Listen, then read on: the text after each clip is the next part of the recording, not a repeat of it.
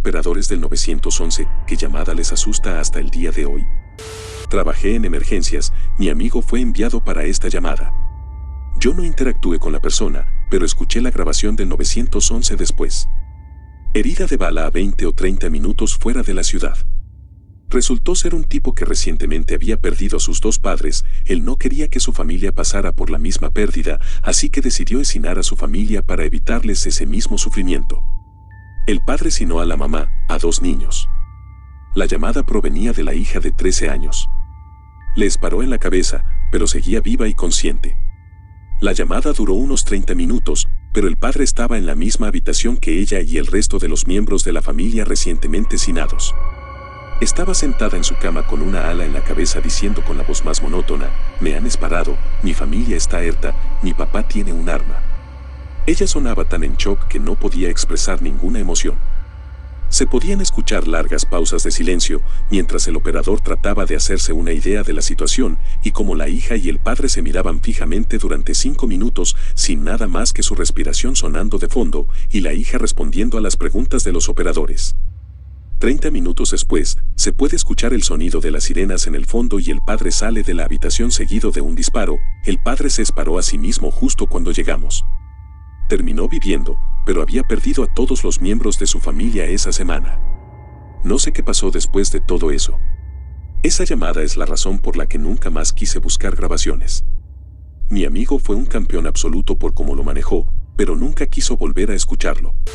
Cubría un operador del 911 en su ausencia. Recibimos una llamada de un niño de 8 años que dijo que su hermano mayor estaba en el baño y no había salido durante 1 hora y que no se escuchaba nada. Rompió la puerta de alguna manera mientras estaba hablando por teléfono con nosotros y su hermano estaba muerto por homicidio, Camiento. Este era un pueblo pequeño y un año antes ese mismo hermano mayor había llamado cuando la madre se había sedado con pastillas. Escuchar a ese niño llorar siempre me perseguirá. Decidí no convertirme en operador del 911. La madre de 4 hijos llamó diciendo que su remolque estaba en llamas y que la puerta de su habitación estaba cerrada desde afuera. Podía escuchar a sus hijos gritando y tosiendo en el fondo. Le pregunté si podía abrir una ventana, pero estaban cerradas por alguna razón. Luego le hicimos colocar mantas debajo de la puerta para evitar que el humo entrara antes de que el departamento de bomberos llegara. Después de unos 5 minutos, la tos no se escuchaba y ella había dejado de responder. Nada en absoluto.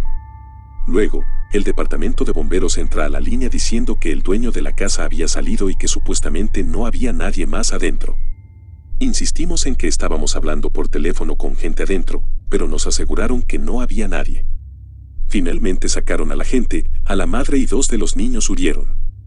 Resulta que el hombre que salió primero, había dejado que esa familia se quedara con él y la incendió con ellos adentro. Ex operador del 911 aquí. A veces, las llamadas que se quedan contigo no son las más traumáticas físicamente. Una vez recibí una llamada de un chico de 17 años que llegó a casa después de una pijamada para descubrir que su madre se había mudado. Simplemente empacó a su hermana y todo de la casa y se fue mientras él no estaba, sin dirección o información. Ella también apagó su teléfono celular esa mañana, así que literalmente el único número al que podía llamar el chico era el 911. Se esforzaba tanto por no llorar y su voz temblaba mientras seguía disculpándose conmigo por llamar al 911. Simplemente no sabía qué más hacer y no tenía otra familia. Ella también se llevó todo, así que todo lo que tenía era un par de cosas que había llevado a la casa de los amigos. Me dijo que su cumpleaños número 18 fue hace un par de semanas y literalmente no tenía nada. Los oficiales que respondieron lo llevaron a un refugio. Pienso en él a menudo y espero que esté bien.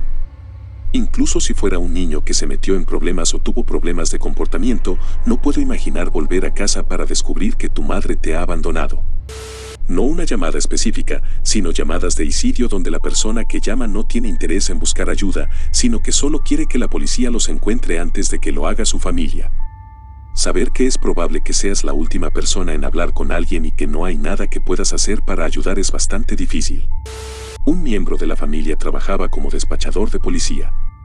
Era la llamada de una anciana. Su esposo acababa de ser asesinado en su garaje por un intruso. Ella escuchó qué sucedía. Estaba en silla de ruedas, pero el teléfono estaba a su lado. Ella frenéticamente le rogó al operador que la ayudara. Mientras hablaba por teléfono con ella, el criminal le ató la garganta. El operador permaneció en la línea 3 minutos más hasta que llegaron los policías.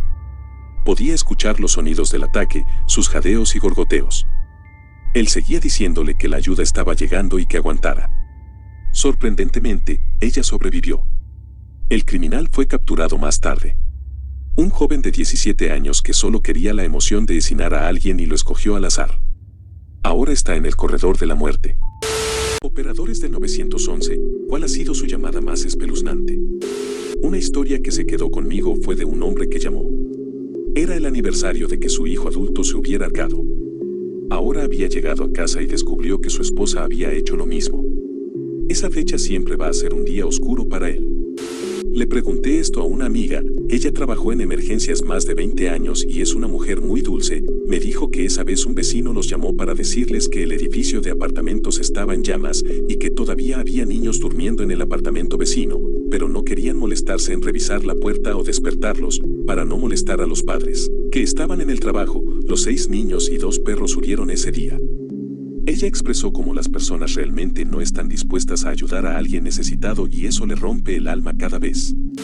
Recientemente tuve una llamada abierta al 911, donde la persona que llamó fue víctima de una invasión de casa. Era lo suficientemente inteligente como para llamar al 911 y ocultar el teléfono, para que pudiéramos escuchar todo lo que estaba pasando. Lo escuché rogar que alguien simplemente tomara el dinero y se fuera. Por favor, no me ates, soy un anciano. Y escuché otra voz masculina en el fondo, jurando diciéndole que le iba a disparar en la cara. Fue la llamada telefónica más larga de mi vida. Pensé con seguridad que iba a escuchar a este pobre tipo cercinado en la línea. Tenía miedo de decir algo porque no quería que el sospechoso supiera o escuchara que la víctima había llamado.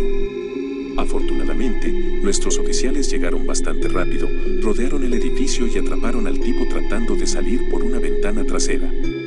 Fue arrestado, y el anciano sobrevivió con solo heridas leves por haber sido golpeado varias veces. Al parecer, el sospechoso era súper alto y era amigo de un cuidador de la persona mayor. El cuidador había mencionado que el anciano tenía dinero escondido en la casa. Honestamente, la llamada que más dolor me causó fue simplemente un anciano que se despertó para encontrar a su esposa fallecida junto a él después de haber muerto mientras dormía durante la noche. Nunca olvidaré el dolor en su voz. Es raro porque no hubo ningún crimen, ninguna violencia, ninguna víctima realmente. Él claramente la amaba mucho y no estaba listo para que ella se fuera. Me ahogo un poco pensando en eso incluso años después.